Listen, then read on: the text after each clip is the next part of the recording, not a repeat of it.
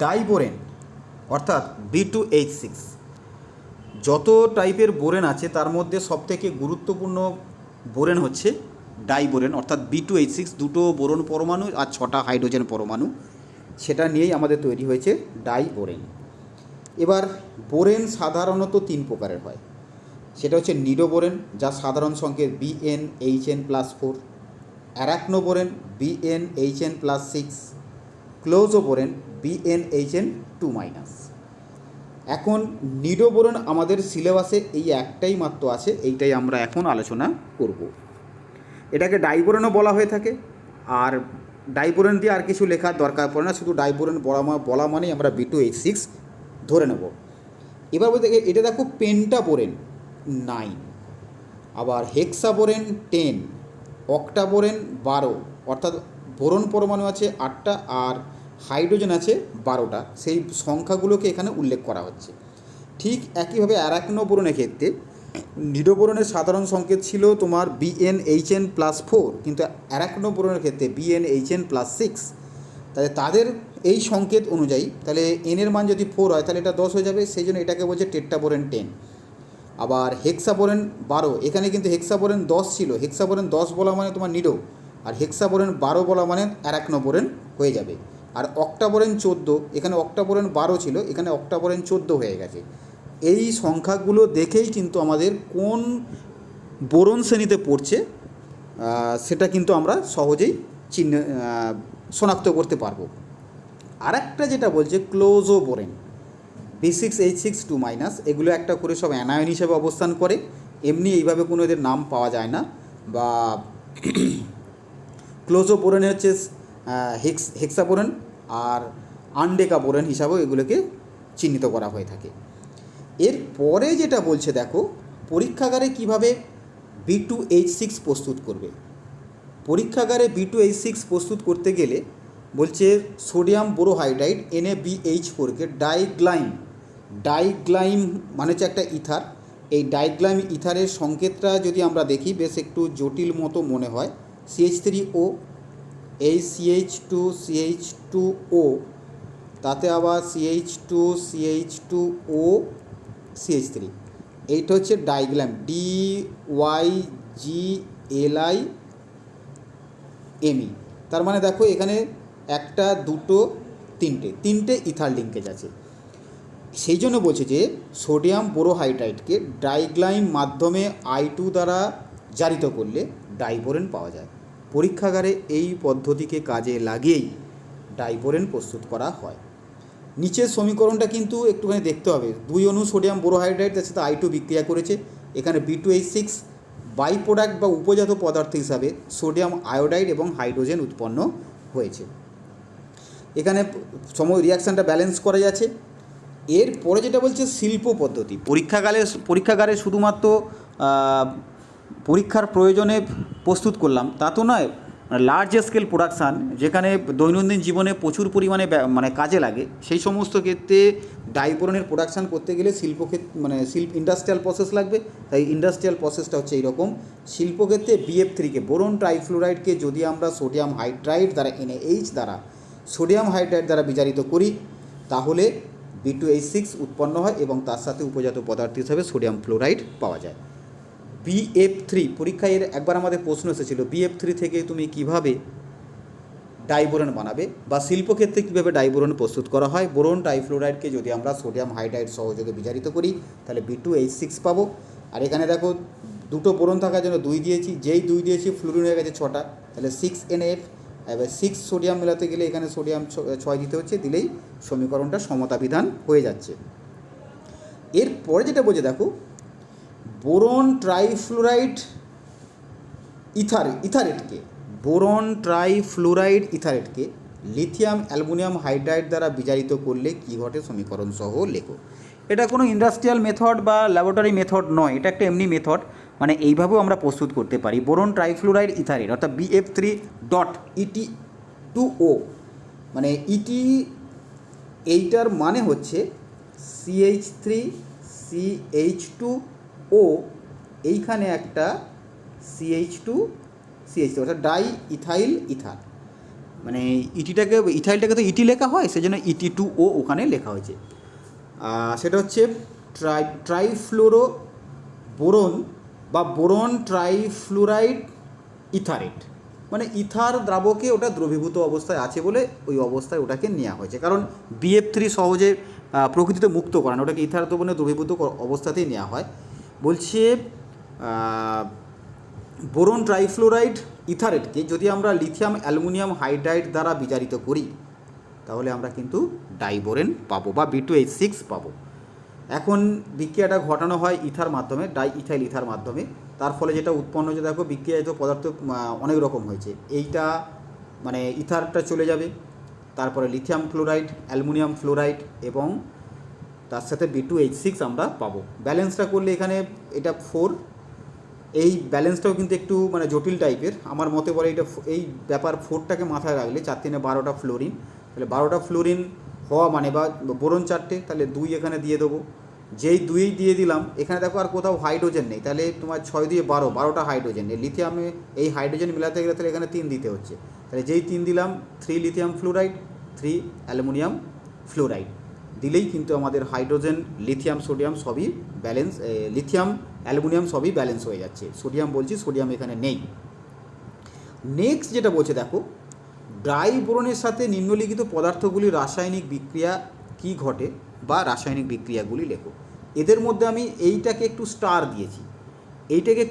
দিয়েছি, তার কারণ হচ্ছে সেটা একটুখানি বলে নিই। সেটা দেখো, অক্সিজেন প্রথমে বলছে অক্সিজেনের সাথে বিক্রিয়া, তারপর জলের সাথে বিক্রিয়া, তারপর জল এবং ইথানল মাধ্যমের সাথে বিক্রিয়া, অ্যামোনিয়ার সঙ্গে বিক্রিয়া, লিথিয়াম হাইড্রাইড, সোডিয়াম হাইড্রাইড, গাঢ় ক্ষার মানে তীব্র ক্ষার, পটাশিয়াম হাইড্রক্সাইড বা sodium hydroxide, halogen acid, chlorine এবং তাপের প্রভাব। এখানে যেটা বলছে দেখো, অক্সিজেনের সাথে বিক্রিয়া, এই অক্সিজেনের সাথে বিক্রিয়া যখন আমরা দেখছি, অক্সিজেন বায়ুতে B2H6 মানে B2H6 অক্সিজেন বা বায়ুতে, বা অক্সিজেনটা তো বায়ুতেই থাকে, ওই জন্য বলছে অক্সিজেন অথবা বায়ুতে একটা কমা দিলে ভালো হতো। B2H6 জ্বলে ওঠে এবং B2O3 উৎপন্ন করে এবং তার সাথে প্রচুর তাপ উৎপন্ন হয়। এই ধর্মকে কাজে লাগিয়ে ডাইবোরনকে জ্বালানি হিসাবে ব্যবহার করা হয়। বিক্রিয়াটা দেখো, B2H6 তার সাথে O2, B2O3 জল plus delta H, delta H plus চিহ্ন দিয়ে লেখা হচ্ছে, মানে এই রাসায়নিক বিক্রিয়ায় তাপ উৎপন্ন হচ্ছে। সেই তাপের পরিমাণটা দেখো 2165 কিলোজুল পার মোল, মানে পরিমাণটা বেশ ভালো। তাহলে এই তাপটাকে আমরা আমাদের প্রয়োজনে কাজে লাগিয়ে বিভিন্ন কাজ করতে পারি, অর্থাৎ B2H6কে জ্বালানি হিসাবেও ব্যবহার করা যেতে পারে। জলের সাথে বিক্রিয়া, বোরন ডাইবোরেন জলে অতি দ্রুত আর্দ্র বিশ্লেষিত হয়। আর্দ্র বিশ্লেষিত হলে বোরিক অ্যাসিড এবং তার সাথে হাইড্রোজেন উৎপন্ন হয়। অলরেডি আমরা বোরিক অ্যাসিড প্রস্তুতিতে এটা পড়ে চলে এসেছি।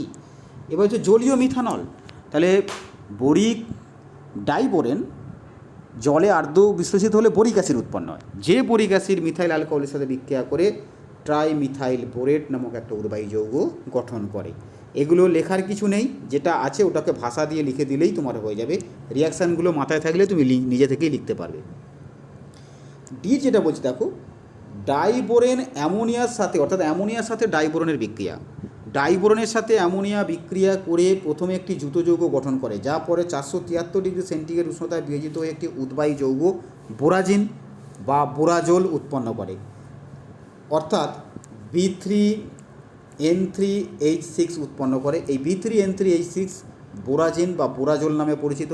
এই B3N6 এর গঠন এবং পরমাণুর সংখ্যা বেঞ্জিনের গঠন এবং পরমাণুর সাথে সংখ্যার সাথে সমান এবং ইলেকট্রন সংখ্যার সাথেও সমান হওয়ার কারণে বা বেঞ্জিনের সাথে বেশ কিছু ধর্মের মিল থাকার জন্য B3N3H6 বা বোরাজিন বা বোরাজোলকে অজৈব বেঞ্জিনও বলা হয়। যেমন বোরন নাইট্রাইডে গ্রাফাইটের সাথে মিল ছিল বলে অজৈব গ্রাফাইট বলা হচ্ছিল, ঠিক তেমনি তোমার B3N3H6 বা বোরাজিনকে অজৈব বেঞ্জিনও বলা হচ্ছে। শুধু এখানে ডিফারেন্সটা কী থাকে, বেঞ্জিনে পাই ইলেকট্রনগুলো সম্পূর্ণ রূপে ডিলোকালাইজ মানে ছড়িয়ে ছিটিয়ে অবস্থান করে, মানে সুষমভাবে বিন্যস্ত অবস্থায় থাকে, কিন্তু বোরাজিনে আংশিকভাবে ডিলোকালাইজেশন অবস্থায় থাকে। সেটা আমরা নিচে ছবি দেখলেই বুঝতে পারবো। This reaction is also very very important. শুধু ব্যাখ্যা লিখলে হবে না, তার সাথে সমীকরণও দিতে হবে এবং এই নিচে ছবিটাও আঁকতে হবে। দেখো B2H6 6 অণু অ্যামোনিয়ার সাথে বিক্রিয়া করলো, এই একটা জুতো যৌগ তৈরি করেছে।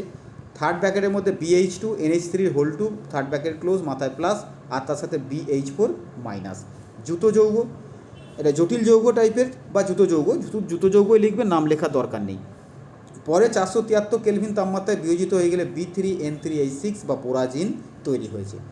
এবার একে কেন বলছে যে অজৈব বেঞ্জিন?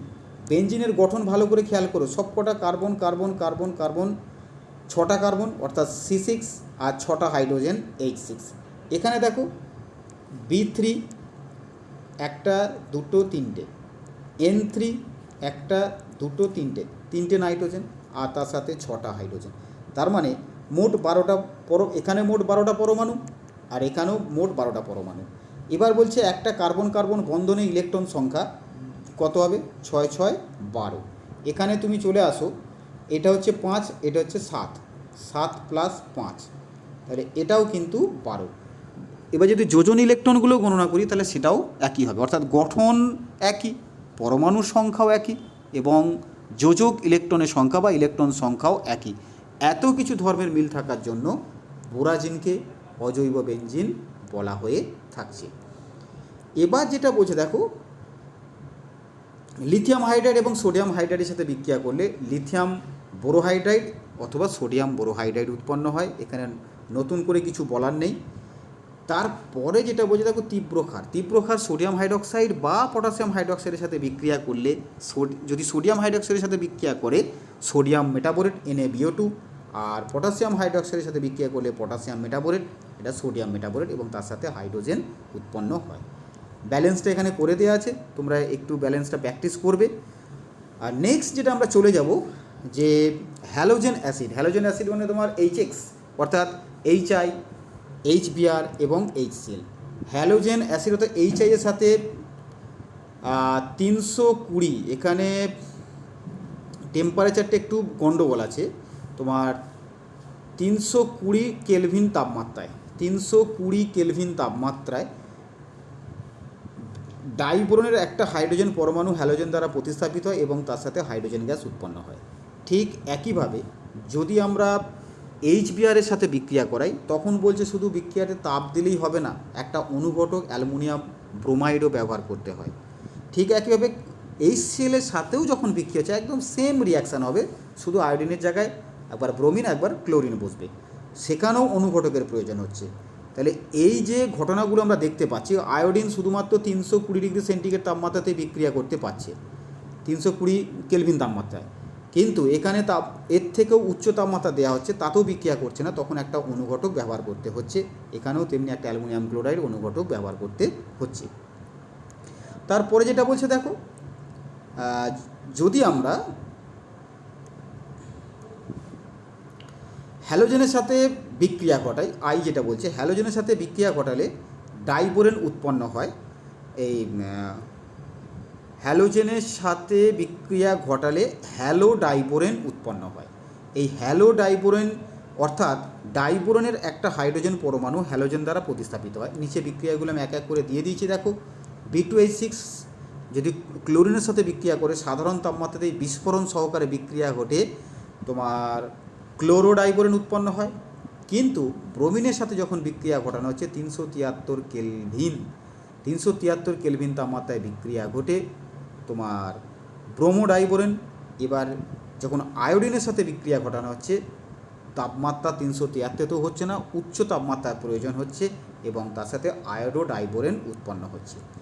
হ্যালোজেনগুলি তাহলে এখান থেকে যেটা দেখা যাচ্ছে যে হ্যালোজেন অ্যাসিডগুলির সক্রিয়তা ছিল HI গ্রেটার দ্যান HBr এবং HCl, কিন্তু হ্যালোজেনগুলির সক্রিয়তা যদি আমরা দেখি তোমার chlorine greater than bromine greater than iodine. এখানে স্বাভাবিকভাবে একটা প্রশ্ন হচ্ছে, তাহলে কি ফ্লোরিনটা হবে না? ফ্লোরিন বলছে সক্রিয়তা এত বেশি, বিস্ফোরণ ঘটে, মানে বড়সড় বিস্ফোরণ ঘটে যেটাকে কন্ট্রোল করা যায় না, সেই জন্য তোমার ডাইবোরনের সাথে ফ্লোরিনের বিক্রিয়া ঘটানো হয় না। এরপরে যেটা আমরা চলে যাব ফাইনালি, যে ইলেকট্রন ডিফ্র্যাকশান পরীক্ষা অনুযায়ী ডাইবোরেন বা B2H6 এর গঠনটা কেমন। ইলেকট্রন ডিফ্র্যাকশান স্টাডি অনুযায়ী বলছে যে B2H6 যৌগে 6টা হাইড্রোজেন পরমাণু, 2টো বোরন পরমাণু আছে। 6টা হাইড্রোজেন পরমাণু একই প্রকৃতির বন্ধনে আবদ্ধ থাকে না। এখন আমি এখানে গঠনটা এঁকেছি, গঠনটা দিকে ভালো করে খেয়াল করো। এটা আমি দিয়েছি bold line indicates above the plane, আর ডটেড লাইন ইন্ডিকেট করছে বিলো দ্য প্লেন। অর্থাৎ এই চারটে হাইড্রোজেন পরমাণু এক প্রকারের বন্ধন আছে, আর এই দুটো হাইড্রোজেন পরমাণু আর এক প্রকারের বন্ধনে আবদ্ধ আছে। আমি সেটাই এখানে বলার চেষ্টা করেছি। ইলেকট্রন ডিফ্র্যাকশন পরীক্ষার মাধ্যমে জানা গেছে যে B2H6 যৌগে চারটি প্রান্তীয়, অর্থাৎ এই প্রান্তের দিকে থাকার জন্য এদিকে দুটো চারটি প্রান্তীয় হাইড্রোজেন পরমাণু ও দুটি বোরন পরমাণু একই তলে অবস্থান করে, আর বাকি দুটো হাইড্রোজেন পরমাণু বোরন পরমাণু যে তলে থাকে সেই তলে না থেকে অন্য তলে ব্রিজ বা সেতু বন্ধনের মাধ্যমে দেখো এই একটা লিঙ্কেজ অবস্থান করে। আমি গঠনটা আবার একবার বলছি। B2H6 যৌগে চারটি প্রান্তীয় হাইড্রোজেন পরমাণু এবং দুটি বোরন পরমাণু একই সমতলে থাকে, কিন্তু বাকি দুটো হাইড্রোজেন পরমাণু দুটি বোরন পরমাণুর সাথে সেতু বন্ধনের মাধ্যমে অবস্থান করে। প্রান্তীয় হাইড্রোজেন পরমাণুগুলির বন্ধন প্রকৃতি সাধারণ সমযোজী বন্ধনের ন্যায়, কিন্তু এই যে ব্রিজ বা সেতু বন্ধনযুক্ত হাইড্রোজেন পরমাণুগুলির বন্ধন সাধারণ সমযোজী বন্ধনের থেকে পৃথক। কীরকম? এখন যদি আমরা B2H6 যৌগটাকে ভালো করে দেখি, B2H6 যৌগে তোমার বোরন আছে দুটো, তার মানে তার যোজন কক্ষে ইলেকট্রন হচ্ছে 3, তাহলে 3 গুণিতক 2 6। আবার 6টা হাইড্রোজেন পরমাণু, তার জন্য 6, মোট ইলেকট্রন হচ্ছে 12টা। কিন্তু এখানে বন্ধন কটা হয়েছে? 1 2 3 4 5 6 7 8। একটা বন্ধন তৈরি হতে গেলে দুটো ইলেকট্রন লাগে, তাহলে 8টা বন্ধনের জন্য মোট ইলেকট্রন লাগা উচিত ছিল 16টা, কিন্তু আছে ইলেকট্রন 12টা। তাই B2H6 ইলেকট্রন ঘাটতিযুক্ত যৌগ, যেটা আমি লাল রঙের কালিতে এখানে কিন্তু ইন্ডিকেট করে দিয়েছি। বলছে প্রতিটি সেতু বন্ধনকারী হাইড্রোজেন দুটি বোরন পরমাণুর সাথে, এবার এখানে যেহেতু একটা হাইড্রোজেন পরমাণু এবং দুটো বোরন পরমাণু মিলে মোট দুটো বন্ধন হয়েছে, থাকা উচিত ইলেকট্রন থাকা উচিত ছিল 4টে, কিন্তু টোটাল থাকে দুটো ইলেকট্রন। এই দুটো একটি হাইড্রোজেন পরমাণু দুটো বোরন পরমাণুর সাথে দুটি ইলেকট্রন ব্যবহার করে সেতু বন্ধনের মাধ্যমে যুক্ত হয়ে তোমার ত্রিকেন্দ্রিক ইলেকট্রন জোড় বন্ধন বা 3 centred electron pair bond 3C2E bond গঠন করে। এই বন্ধনটাকে ব্যানানা বন্ধনও বা কলা বন্ধনও বা কলার ন্যায় বন্ধনও বলা হয়ে থাকে। এই 3 সেন্টার 2 ইলেকট্রন যে বন্ড, অর্থাৎ একটা হাইড্রোজেন পরমাণু এবং দুটো বোরন পরমাণু, এখানে ছবিটা দেখলে পরিষ্কার বোঝা যাবে। এই একটা হাইড্রোজেন পরমাণু আর এই বোরন পরমাণু, এরা মোট দুটো ইলেকট্রন নিয়ে 1 1 2 3 3 সেন্টার 3C 2 ইলেকট্রন বন্ড বা ব্যানানা বন্ড গঠন করে। এখন মনে হচ্ছে এটা 3 সেন্টার 2 ইলেকট্রন বা দুটো ইলেকট্রন কোথা থেকে আসছে, এর ব্যাখ্যা যদি আমাদের সুস্পষ্টভাবে জানতে হয়, তাহলে হাইব্রিডাইজেশন তত্ত্বের সাহায্যে এর ব্যাখ্যা কিন্তু আমাদের দিতে হবে। B2H6 যৌগে প্রতিটি বোরন পরমাণু sp3 সংকরায়িত অবস্থায় থাকে। বোরনের ইলেকট্রন 1s2 2s2 2p1। এবার ভূমিস্তরে বলছে বহিস্থ কক্ষের ইলেকট্রন বিন্যাস দেখো 2s2 2p একটা। এবার উত্তেজিত অবস্থায় তোমার এখান থেকে একটা শিফট করে এখানে চলে আসে, তার ফলে বহিস্থ কক্ষে মোট নিঃসঙ্গ ইলেকট্রন হয়ে গেছে 3। এবার sp3 সংকরায়িত মানে একটা s এবং 3টে p মিলে তোমার sp3 সংকরায়িত হয়েছে।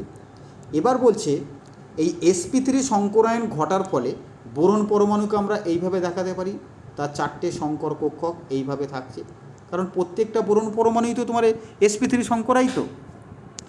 এবার তাহলে এই একটা বোরন পরমাণু, অর্থাৎ এই একটা বোরন আর এই একটা বোরন, তাদের দেখো 4টে করে লোব আছে। এই যে 4টে করে লোব আমরা এখানে দেখাতে পারলাম, কারণ sp3 হওয়া মানেই তো তার 4টে বন্ধন থাকবে, 4টে কক্ষক থাকবে। ওই 4টে কক্ষকের মধ্যে 3টে কিন্তু ইলেকট্রন থাকে, কারণ আমরা উপরের যে ছবিটা পেয়েছিলাম সেখানে ছবিটা ছিল এই রকম, এখানে দুটো এখানে একটা, মোট 3টে ইলেকট্রন। তাহলে 3টে ইলেকট্রনের মধ্যে একটা দুটো, এই দুটো ইলেকট্রন চলে যায় দুটো হাইড্রোজেন পরমাণুর সাথে সমযোজী বা বিশুদ্ধ সমযোজী বন্ধন গঠনে। এবার তাহলে এখানে পড়ে আছে একটা ইলেকট্রন, কিন্তু এইটা কিন্তু ফাঁকা। এবার এই কক্ষটা ফাঁকা হওয়ার জন্য ইলেকট্রন না থাকার জন্য ফাঁকা হচ্ছে, ঠিক একইভাবে আর একটা যে বোরন পরমাণু ছিল তার ক্ষেত্রেও এখানে একটা ইলেকট্রন, এখানে একটা ইলেকট্রন, আর এখানে একটা ইলেকট্রন। এই ইলেকট্রন একটা হাইড্রোজেনের সাথে, এই ইলেকট্রন একটা হাইড্রোজেনের সাথে সমযোজী বন্ধনে চলে গেল।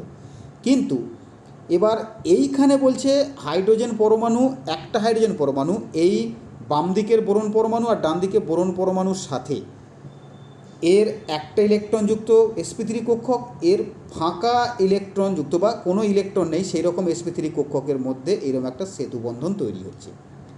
ঠিক একইভাবে নিচের ক্ষেত্রে কি, এর এই কক্ষকটা ফাঁকা আর এখানে একটা ইলেকট্রন আর হাইড্রোজেনের একটা ইলেকট্রন নিয়ে মোট দুটো ইলেকট্রন, তাহলে একটা, দুটো, তিনটে, কেন্দ্র কিন্তু তিনটে, ইলেকট্রন কিন্তু দুটো, সেই জন্য এটাকে বলছে 3 সেন্টার্ড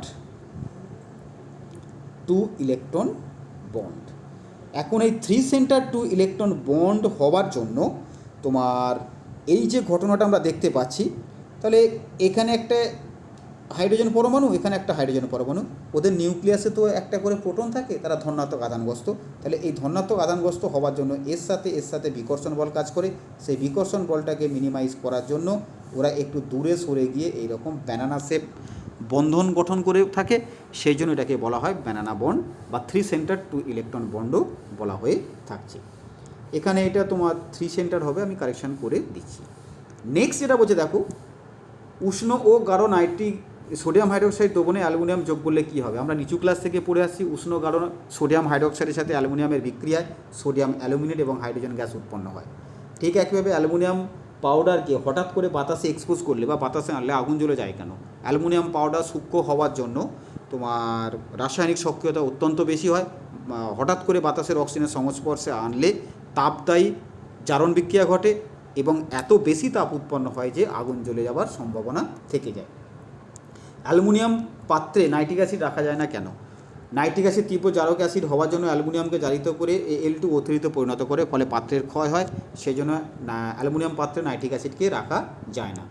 বোরিক অ্যাসিড নরম এবং স্পর্শ করলে সাবানের মতো পিচ্ছিল মনে হয় কেন? এই জন্য দেখবে ক্যারামের খেলার সময় পাউডার হিসাবে বোরিক পাউডার বা যেটা বোরিক অ্যাসিড ব্যবহার করা হয়ে থাকে।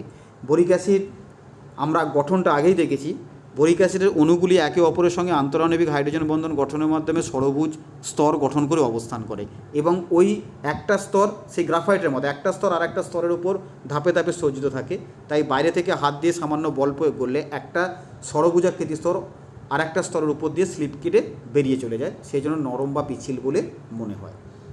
অনার্ত অ্যালুমিনিয়াম ক্লোরাইড লুইস অ্যাসিড হিসেবে কাজ করে কেন এবং বাতাসে রাখলে সাদা ধোঁয়া সৃষ্টি হয় কেন? অনার্ত অ্যালুমিনিয়াম ক্লোরাইডের কেন্দ্রীয় পরমাণু অ্যালুমিনিয়ামের যোজন কক্ষে মোট 6টি ইলেকট্রন থাকে, অর্থাৎ এর অক্টেট ঘাটতি থাকে। এই অক্টেট পূর্তি লাভের জন্য একজোড়া ইলেকট্রন অন্য কোনো পরমাণু থেকে গ্রহণ করে, এই ইলেকট্রন জোড় গ্রহণ করছে বলে এটাকে আমরা বলতে পারি লুইস অ্যাসিড। যেমন ধরো অ্যালুমিনিয়াম ক্লোরাইড, এই ক্লোরিনের সমতুল্য একটা Cl2 যৌগের সাথে বিক্রিয়া ঘটেছে, এস থেকে ইলেকট্রন গ্রহণ করেছে, করে তোমার একটা Cl+ আয়ন এবং নিজে AlCl4- আয়ন উৎপন্ন করেছে। আর অ্যালুমিনিয়াম ক্লোরাইড বাতাসে জলীয় বাষ্পের সঙ্গে বিক্রিয়া করে অ্যালুমিনিয়াম হাইড্রোক্সাইড এবং তার সাথে HCl গ্যাস উৎপন্ন করে, উৎপন্ন HCl গ্যাস সাদা ধোঁয়ার আকারে নির্গত হয়, তাই অ্যালুমিনিয়াম ক্লোরাইডকে সাদা মানে আর্দ্র বাতাসে রাখলে বা জলীয় বাষ্পপূর্ণ বাতাসে রাখলে সাদা ধোঁয়ার সৃষ্টি হয়। এইটাই হচ্ছে আমাদের প্রশ্ন। তবে এখানে একটা আমাদের বাদ চলে গেছে যে B2H6কে উত্তপ্ত করলে B2H6কে উত্তপ্ত করলে কী ঘটে, এটা একটা HW হিসাবে তোমরা লিখবে। এখানে কি একাধিক পদার্থ হবে, মানে উচ্চতর বোরনগুলো এক এক করে তৈরি হতে থাকবে, এইটুকুই আমি বলবো।